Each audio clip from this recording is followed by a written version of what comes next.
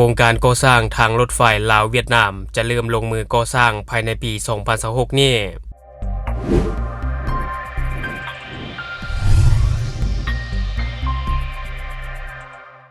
สบายดีท่านผู้ชมยินดีต้อนรับเข้าสู่รายการ Talk the New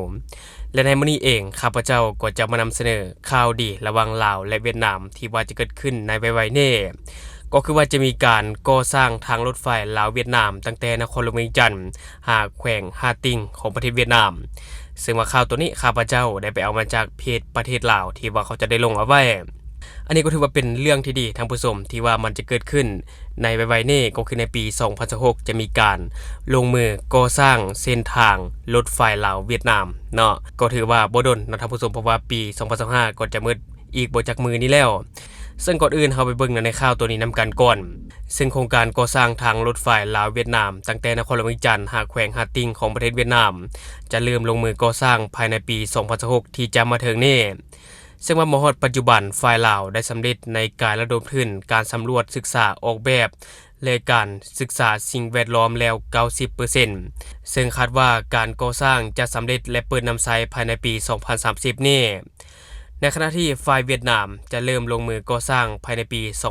2027 และท่านจันทรสิทธิไสยผู้อำนวยการใหญ่และผู้ก่อตั้งบริษัทปิโตรเลียมเทรดดิ้งลาวมหาชนได้ให้สัมภาษณ์ต่อกับสื่อมวลชนในโอกาสเข้าร่วมกองประชุม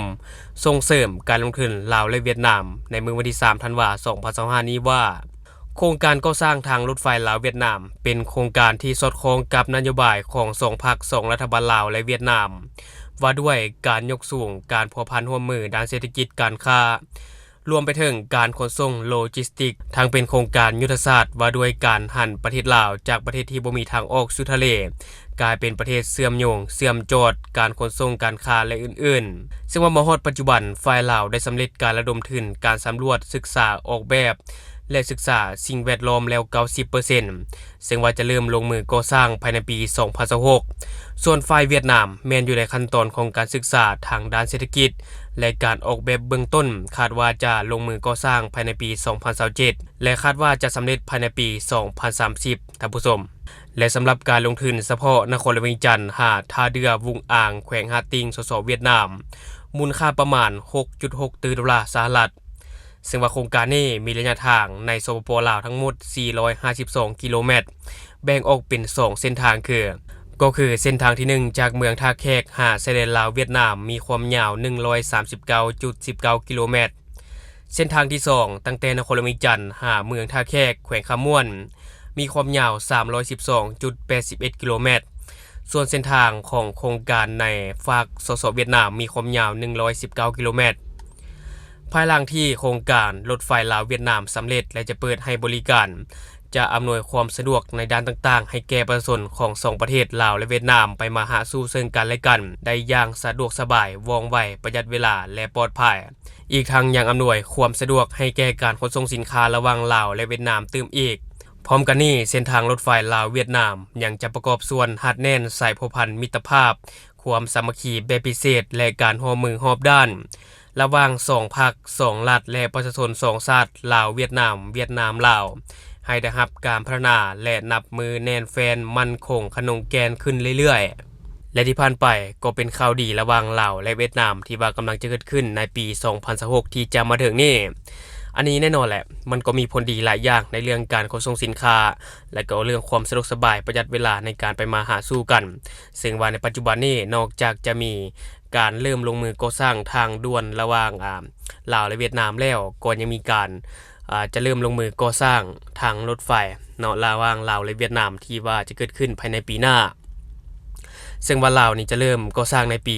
2026 แต่ว่าเวียดนามจะเริ่มก่อสร้างในปี 2027 เนื่องจากว่าเวียดนามนี่นะยังศึกษาสำรวจเนาะศึกษาสำรวจออกแบบอยู่แต่ว่าลาวนี่เรียบร้อยหมดแล้วเตรียมลงมือก่อสร้างภายในปี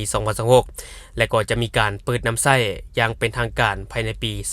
2030 ซึ่งว่าระยะเวลาในการก่อสร้างมี4 ปีท่านผู้ชมเนาะ4 ปีอันนี้ก็ถือว่าติดตามไปนํกันว่าจะเป็นแนวใดและบัดนี้ข้าพเจ้าจะพาท่านผู้ชมมาติดตามอีกหนึ่งข่าวที่เกี่ยวข้องกับการจับกุมยาเสพติดที่ว่ามันเกิดขึ้นอยู่ที่สนามบินวัดไต่ของสปป.ลาวนั่นก็คือว่าในเหตุการณ์นี้ได้รวบคนต่างชาติท่านผู้ชม เนาะที่ว่าได้พยายามลักลอบขนส่งสารเสพติดออกไปนอกประเทศและข่าวตัวนี้ข้าพเจ้าก็จะมาจากเพจกระทรวงการเงินที่ว่าเขาจะได้ลงเอาไว้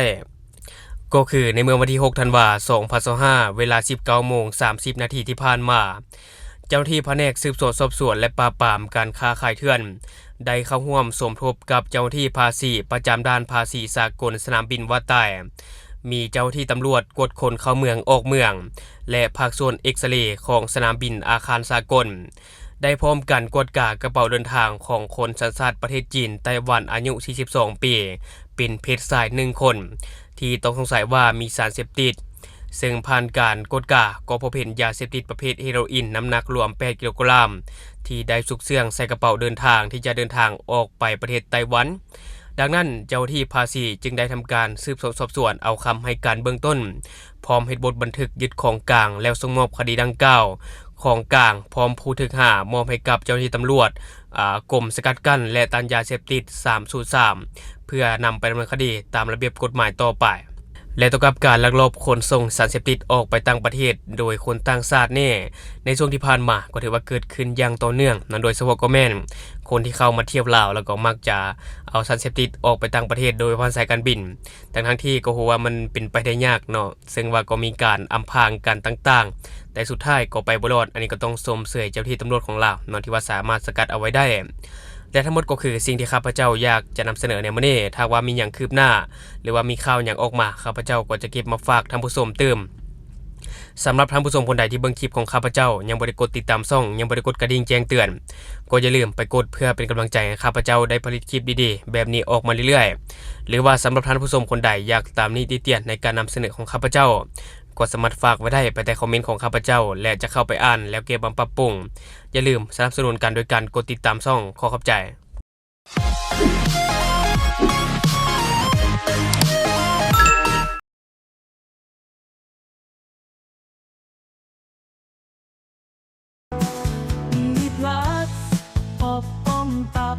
และแกเมาค้างในตัวเดียวกัน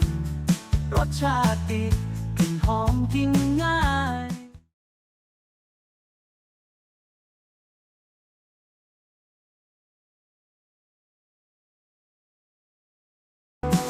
มีพลัสอบอมตับและแกเมาค้างในตัวเดียวกันรสชาติติดกลิ่นหอมกินง่าย